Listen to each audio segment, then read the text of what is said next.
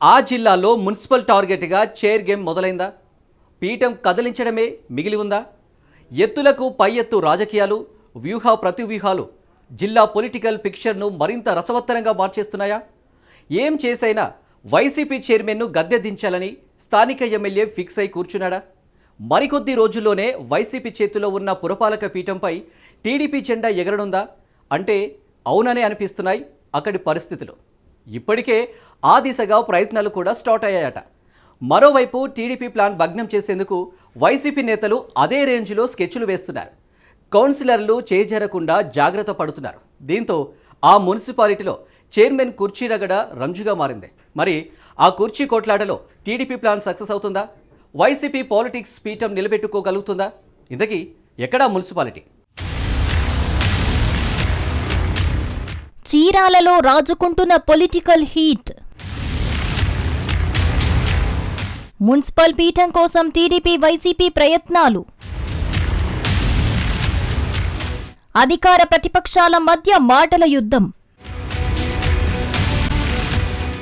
ఉమ్మడి ప్రకాశం జిల్లాలోని చీరాలలో political heat రాజుకుంది. Municipal పీఠం కోసం ఇటు అధికార అటు ప్రతిపక్షాలు పడరాని పాట్లు పడుతున్నాయి. ఉన్న చైర్మన్ పదవిని కాపాడుకునేందుకు వైసీపీ శతవిధాల ప్రయత్నాలు చేస్తుంటే ఏం చేసైనా వైసీపీ చైర్మన్ ను గద్దెదించాలని టీడీపీ నేతలు పట్టుబట్టి కూర్చున్నారు. ఇరు పార్టీలు వేస్తున్న ఎత్తులు పై ఎత్తులతో చీరాల పురపాలక సంఘం పాలిటిక్స్ కు కేర్ ఆఫ్ గా మారింది. ఇప్పటికే sitting MLA Kondaiah municipal chairman ను గద్దె దిగాల్సిందేనని కరాఖండిగా చెప్పేశారు. అవిశ్వాసం తప్పదని గతంలోనే తేల్చేశారు. ఆయన మాటలు ఇప్పుడు చేతల్లో కనబడుతున్నాయి. అవిశ్వాసం పెట్టేందుకు అవసరమైన మద్దతు కూడగట్టే పనిలో పడ్డారు తెలుగు తమ్ముళ్లు. దీంతో నిన్న మొన్నటి వరకు కూల్ గా ఉన్న వైసీపీ నేతలు ఒక్కసారిగా కంగు తిన్నారు. జరుగుతున్న పరిణామాలు చూసి పీఠం ఉంటుందో ఊడుతుందో అనే టెన్షన్ ఫ్యాన్ పార్టీ నేతల్లో మొదలైందట.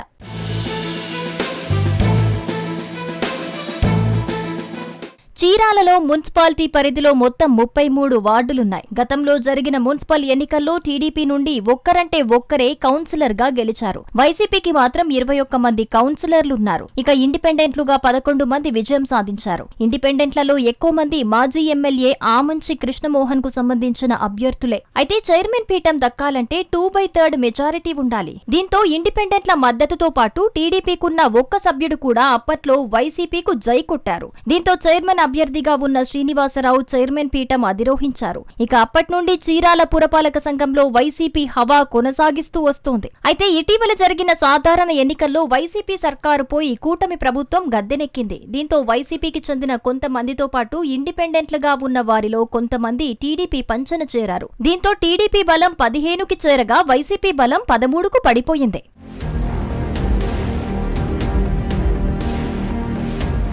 ప్రస్తుతం సైకిల్ పార్టీకి 15 మంది సభ్యులే ఉన్నారని వైసీపీ చెప్పుకొస్తోంది. అవిశ్వాసం పెట్టాలంటే 18 మంది సభ్యుల సంతకాలు తప్పనిసరని వాదిస్తోంది. మరోవైపు టీడీపీ కూడా అవిశ్వాసానికి అవసరమైన మద్దతు తమకుందని బలంగా చెప్పుకుంటోంది. ఈ క్రమంలోనే వైసీపీ నేతల్లో పుట్టిన ఒక డౌట్ ఇప్పుడు ఆ పార్టీని ఉక్కిరిబిక్కిరి చేస్తోంది. సైకిల్ పార్టీకి నిజంగానే 18 మంది సభ్యుల మద్దతు ఉందా లేదా అనేది వైసీపీని వెంటాడుతోంది. అయితే ఇక్కడే మాజీ ఎమ్మెల్యే ఆమంచి కీలకంగా మారనున్నాడు. ఆమంచి ఓకే అంటే ఆయన మద్దతుదారులుగా ఉన్న 5 మంది కౌన్సిలర్లు టీడీపీకి జై కొడతారు. అదే జరిగితే వైసీపీ చైర్మన్ పీఠంపై ఆశలు వదిలేసుకోవాల్సిన పరిస్థితి ఏర్పడుతుంది. టీడీపీ అవిశ్వాసం పెడితే మద్దతివ్వటానికి ఆల్రెడీ ఆమంచి రెడీగా ఉన్నట్టు టాక్ వినిపిస్తోంది. ఈ అంశంపై ఇప్పటికే టీడీపీ నేతలు ఆమంచితో చర్చలు జరిపినట్టు సమాచారం.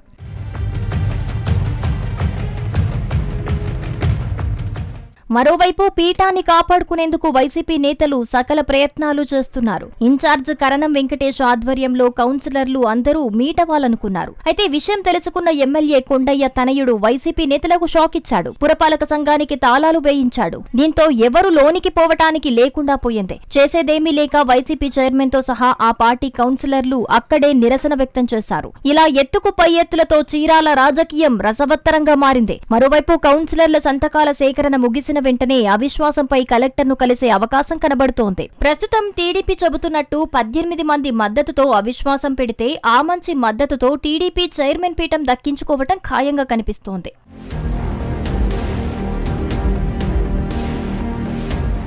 ఇక చైర్మన్ సీటు కోసం టీడీపీలో ఆశావహుల సంఖ్య అధికంగానే కనబడుతోంది. పీఠం కోసం పలువురు పచ్చనేతలు గట్టిగానే ప్రయత్నిస్తున్నారు. ఈ క్రమంలో పీఠం ఎవరికి దక్కుతుందనేది సస్పెన్స్ గా మారింది. మరోవైపు ఆమంచి మద్దతివ్వటానికి కండిషన్ అప్లై అంటారనే టాక్ కూడా వినపడుతోంది. వాటికి టీడీపీ నేతలు ఒప్పుకుంటారో లేదో కూడా తెలియాల్సి ఉంది.